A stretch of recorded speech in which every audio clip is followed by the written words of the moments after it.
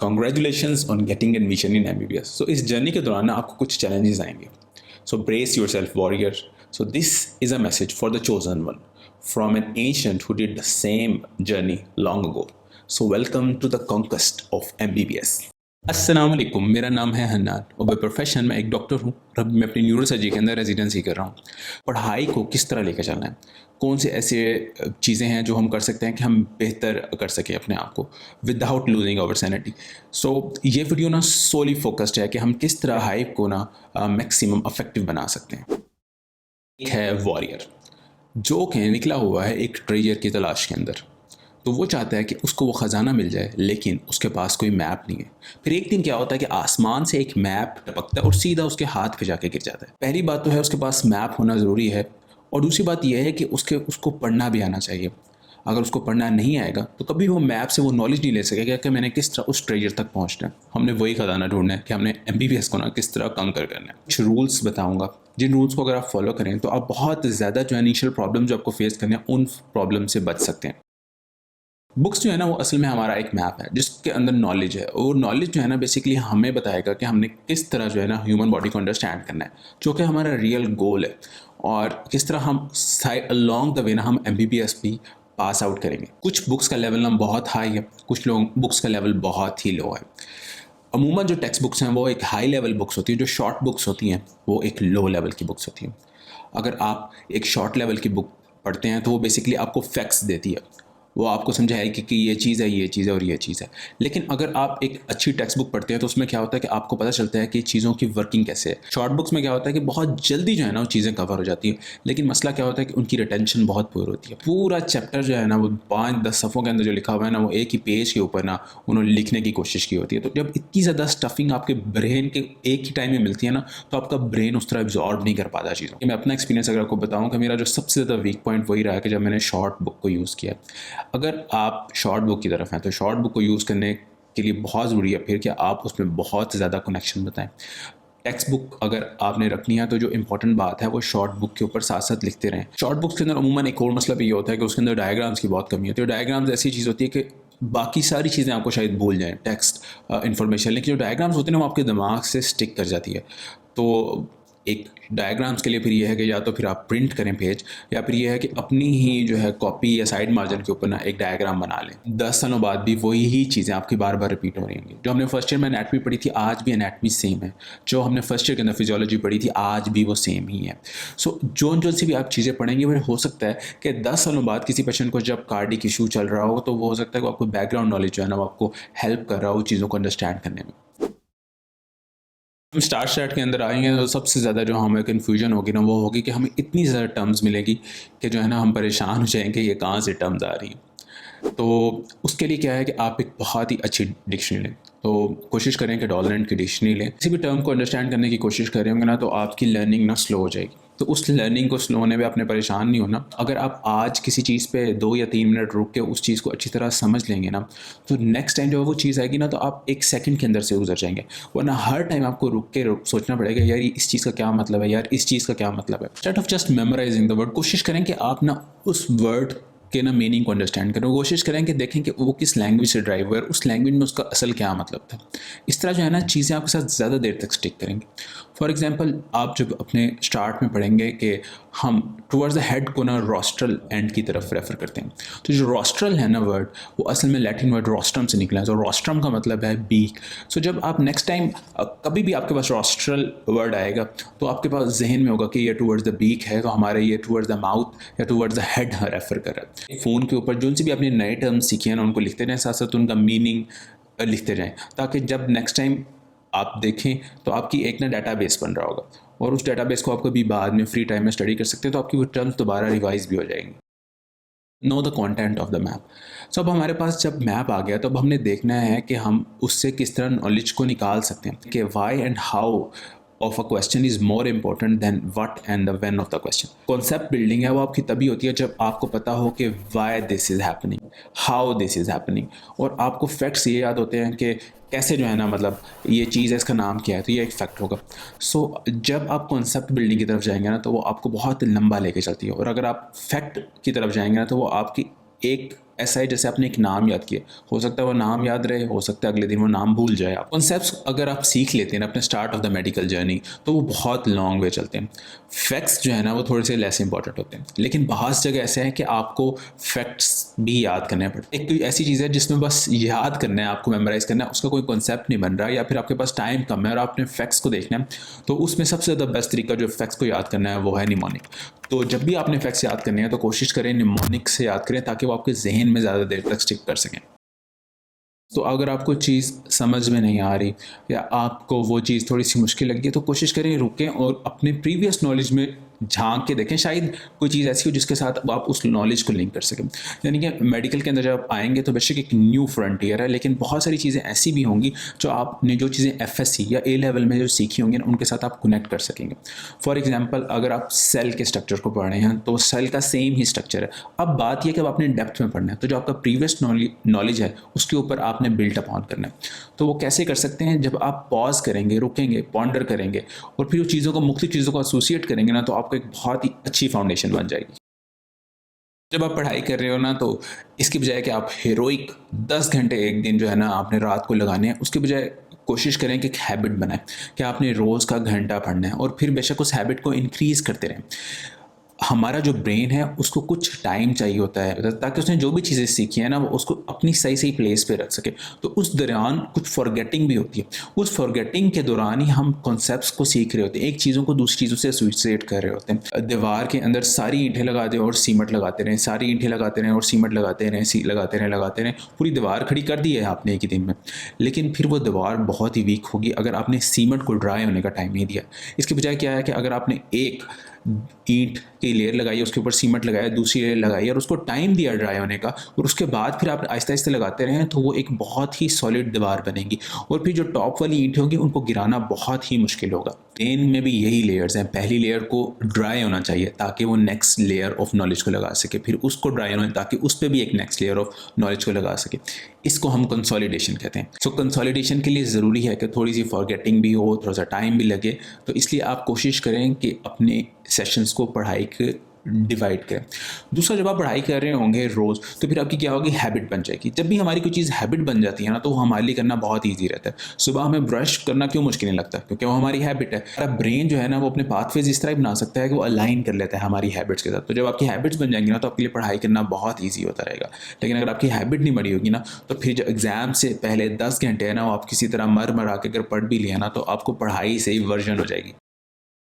ये बहुत ज़रूरी है कि आपके पास ना एक अच्छी स्टडी टेक्निक हो, ताकि जो है ना जब आप पढ़ रहे हो तो आप मैक्सिमम जो है ना टाइम जो आप लगा रहे हैं उससे अफेक्टिव बना सकें और आपका टाइम भी कम लगेगा, ताकि बाकी चीज़ों के लिए आपके पास टाइम भी बचे। उन स्टडी टेक्निक्स को आप जितनी जल्दी जो है ना अपनी ज़िंदगी के अंदर लाएंगे और अप्लाई करना शुरू करेंगे तो उतना बेहतर है। ये ना हो कि आप एग्ज़ाम से आखिरी दिन जो है ना वो न्यू स्टडी टेक्निक ढूंढ रहे हो कि मैं किस तरह जो है ना पूरी की पूरी चीज़ याद कर सकूँ। ऐसी कोई चीज़ नहीं है, आपको हार्ड वर्क करना पड़ेगा।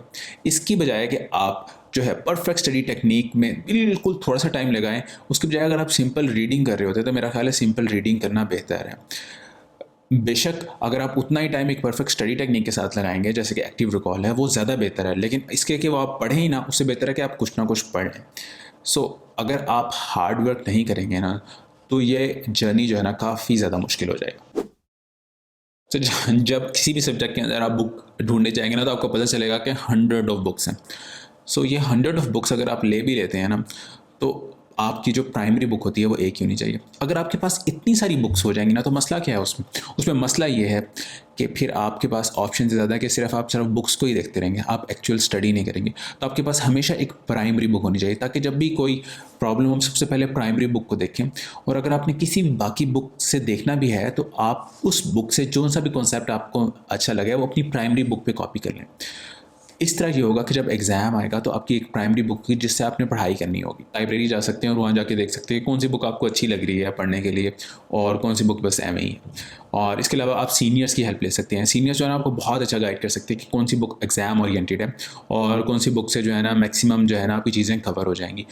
मुख्तलिफ सीनियर्स के ना मुख्तलिफ सजेशंस भी होंगे, तो आपको बस चूज़ करना है कि मैंने किस सीनियर के सजेशन के साथ जाना है। तो बुक्स जो है ना, जब एग्ज़ाम का टाइम आना है ना, तो आपकी सबसे बड़ी हेल्प होंगी। लेकिन अगर आपने उन्हें बहुत ही बुरी तरह यूज़ किया है, उन्होंने हैज़र्डली यूज़ किया हुआ है, तो वो आपकी लाइफ मिजरेबल बना देंगे। कौन सा भी आप पैराग्राफ पढ़ें ना, वो साइड मार्जिन होता है बुक के, उसके ऊपर ना उस पैराग्राफ की एक सेंटेंस के अंदर समरी लिखते हैं। या हो सकता है कि आप कुछ स्टिकी नोट लगा लें, उसके ऊपर जो है ना उस पूरे पेज की जो है ना आप समरी बना लें। हो सकता है कि आप कोई क्वेश्चंस बना लें एट द एंड और कोशिश करें कि उन क्वेश्चंस को आंसर करें, ताकि आपको एक्टिव रिकॉल भी होती रही और आपको चीज़ें भी समझ आती रहे। तो फिर जब at the end near the exam आप अपनी बुक खोलेंगे, जो भी पैराग्राफ आपने पढ़ा होगा ना, उनकी समरीज बनी होंगी, उनके क्वेश्चंस बने होंगे, साइड मार्जिन पढ़े होंगे, तो आपकी क्विक रिवीजन हो जाएगी। इसकी बजाय अगर आपने बिल्कुल ही कोई चीज़ कहाँ से पढ़ी है, कोई चीज़ कहाँ से पढ़ी है और पूरी की पूरी बुक बस हाईलाइट की हुई है ना, तो फिर जो है ना वो एक मसले में आप पड़ जाएंगे। सो अब हमें पता चल गया कि हमने अपने मैप्स को ना किस तरह पढ़ना है और किस तरह हमने उसे ना इन्फॉर्मेशन उससे निकालनी है। जैसे ही हम ट्रेयर के पास पहुंचते हैं ना, तो एक पीछे से कोई एक मॉन्स्टर ड्रैगन छुपा होता था, वो हमारे सामने आ जाता है। अब हमारे पास दो ही ऑप्शन है, या तो हम दुम दबा के भाग जाएं और या फिर यह है कि हम उसको फेस करें। अब होगा ये कि जिन लोगों ने तो अपनी तैयारी अच्छी की होगी वो उस ड्रैगन को फेस कर लेंगे, और कुछ लोग जो हैं वो बेयरली बचा के निकलेंगे, और कुछ लोग जो है ना वो उसको फेस नहीं कर पाएंगे और वो डर जाएंगे, या हो सकता है कि वो, अगर तो आपने बहुत ही अच्छी तैयारी की ना, तो फिर आप उसको एक हीरोइकली जो है ना उसको ऐसा स्ले करेंगे कि आपका नाम जो है ना बोर्ड्स पे लिखा जा रहा होगा, डिस्टिंक्शन आ गया हो, आप टॉप कर लिया है। सो अब आप पे डिपेंड करता है कि आपने कैसी तैयारी की थी। जो हमारी होगी ना बैटल बीस्ट के साथ, वो हमारी एबिलिटीज़ को टेस्ट करेंगे, वो हमारी विट को टेस्ट करेंगे, हमारे IQ को टेस्ट करेंगे, हमारी EQ को टेस्ट करेंगे, हमारी एबिलिटी टू मैनेज थिंग्स और नैरो कंडीशन। सो वो जो बीस्ट है ना, वो एक्चुअली बीस्ट है द एग्ज़ाम्स। तो एग्ज़ाम को किस तरह हमने अच्छी तरह डील करना है, ये एक बहुत ही लंबी डिस्कशन है, उस पर हम फिर किसी दिन बात करेंगे। अभी मैं आपको कुछ पॉइंटर्स दे देता हूँ जो आपको हेल्प आउट कर सकेंगे एग्ज़ाम की in the start of your MBBS preparation करने में। ये जो वॉरियर था, ये जब निकला था, इसको पता नहीं था कि इसने किस मॉन्स्टर से लड़ना है, लेकिन हमें पता है कि हमारे एग्ज़ाम में कौन से मॉन्स्टर्स आने वाले हैं। कुछ स्पेसिफिक टॉपिक होंगे जो हमने कवर करने हैं, वो अगर हम कवर कर लेंगे तो हमारा मोस्ट ऑफ द एग्ज़ाम हमारा कवर हो जाएगा। सो यूजली जो है ना एक करिकुलम होता है जो कि हर यूनिवर्सिटी ने दिया होता है कि जो एक first year, second year, third year जो सी भी क्लास है ना, उस क्लास में एक बंदे को कौन से टॉपिक्स का नॉलेज होना चाहिए और कौन कौन से टॉपिक उसके प्रिपेयर होने चाहिए। कोशिश करें कि आप उस करिकुलम को अपने स्टार्ट ऑफ द जर्नी में ही ले लें, ताकि आपको पता हो कि कौन से एग्ज़ाम के अंदर जो है ना टॉपिक्स की इंपॉर्टेंस है, कौन सी यूनिवर्सिटी ने कहा हुआ कि हमें ये टॉपिक्स पता होने चाहिए। पूरी की पूरी बुक्स लिखी हुई है एक सिंगल डिजीज़ के ऊपर, तो आप नहीं पढ़ सकते इतनी सारी बुक। तो उसमें क्या है कि सबसे पहले आपको चीज़ों की एसेंशियल्स पता होनी चाहिए, बेसिक कॉन्सेप्ट्स पता होने चाहिए, जो बाकी चीज़ें हैं ना वो साथ ऐड ऑन होती रहेंगी आहिस्ता आहिस्ता। जब भी आप किसी मसले में हो ना, तो हमेशा fall back to your basics, तो आप उस मसले से निकल जाएंगे। अगर आपकी बेसिक स्ट्रांग नहीं है ना, तो फिर आप वो मसले में पड़े रहेंगे, फिर आप कोई चीज़ें डिडक्ट नहीं कर सकेंगे। माइकल जॉर्डन ने अपनी ज़िंदगी का ना सबसे इंपॉर्टेंट शॉट खेला, उससे जब एट द एंड पूछा कि आपने शॉट खेला इतना ज़बरदस्त, इतनी दूर से आपने बॉल जो है ना वो नेट के अंदर डाल दी, तो आपने कैसे किया? उसने कहा कि मैंने जस्ट एक स्टेप बैक लिया और कौन सी चीज़ें मैंने स्टार्ट से सीखी हुई थी, बेसिक से 1 2 3, और मैं टॉस कर देता था बॉल को अपनी, जब मैं बैक ऑफ माई हाउस या मैं अपनी स्कूल की बास्केट बॉल के यार्ड के अंदर मैं वहाँ खेल रहा होता था। सो वही मैंने किया कि मैंने 1 2 3 किया और बास्केटबॉल को फेंका और वो सीधा नेट के अंदर गई। सो गेट द पास पेपर्स। मुझे पता है अभी आप कहेंगे कि अभी अभी हम एग्ज़ाम से निकले हैं और अभी फिर हमें दोबारा एग्ज़ाम की जो है ना तैयारी की तरफ लगा रहा है। देखिए, आपको पता होना चाहिए कि एग्ज़ाम के अंदर कौन से टॉपिक आते हैं। आपको करिकुलम तो मिल गया, अब उसके अंदर भी कुछ ना कुछ ऐसे टॉपिक्स होंगे जो कि होंगे 5 स्टार टॉपिक, और कुछ ऐसे टॉपिक्स होंगे जो एग्ज़ाम में नहीं पूछे जाते। सो वो कैसे पता चल सकते हैं? वो आपको पास पेपर से पता चल सकते हैं। जो भी क्वेश्चन पास पेपर में आते हैं उसको फिर आप ऐसे ज़बरदस्त तरीके से उसको पढ़ें कि उसकी ईची बीची भी आपको पता हो। आपको पता चल सकता है कि आपका जो ओपोनेंट है, जो आपका आगे मास्टर आएगा, वो किस किस्म का होगा। तो उसको अच्छी तरह स्टडी करने के लिए ज़रूरी है कि आपको पास पेपर्स का पता हो। सबसे ज़्यादा जो आपकी बंदा हेल्प कर सकता है ना, वो बंदा हेल्प कर सकता है जिसने जस्ट आपसे पहले ना एग्ज़ाम क्लियर करो। आप उसे पूछ सकते हैं कि पास पेपर्स में क्या आया था, आपने कैसे सॉल्व किया था, ऑस्की के अंदर कौन से क्वेश्चंस आते हैं, वाइवा के अंदर वो क्या पूछते हैं, उनका किस चीज़ पे फोकस होता है। तो जो अच्छे सीनियर्स होंगे वो आपकी हेल्प कर देंगे। कुछ आपको मिलेंगे सीनियर्स जो आपको थोड़ा सा जो है ना डाउन करने की कोशिश करेंगे, डराने की कोशिश करेंगे। परेशान होने की ज़रूरत नहीं है। Everybody get through the exam almost.